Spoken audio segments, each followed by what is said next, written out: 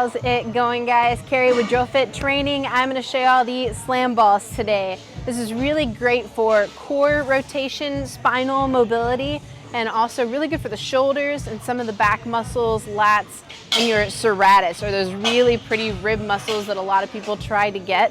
A couple of different ways to do this exercise. You have the slam balls that are these straight up and down, straight overhead, bring it straight back down in front of you. And then you also have the side-to-side slam balls. A couple little tips when you're doing this exercise to focus on in your stance. You want just a little bit of an athletic stance, keeping a bend in the knees. That way you can keep your weight centered as you go through the motions.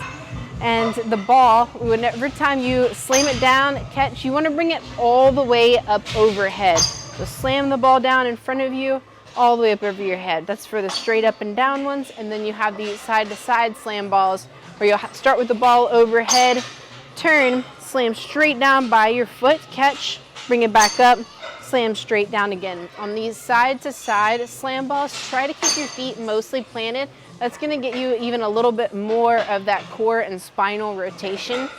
I'll do a few reps here to show you and demonstrate.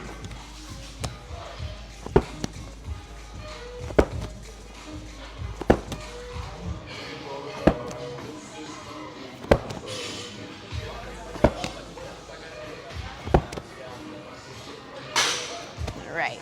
As you slam the ball down, you really want to try to do it in a way to where the ball bounces back towards you a little bit so it's easier to catch and the ball doesn't just run away from you. Another tip is going to be whenever you are bringing the ball overhead, go ahead and keep just a slight bend in your elbows.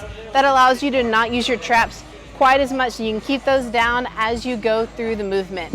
And that is going to be the slam balls.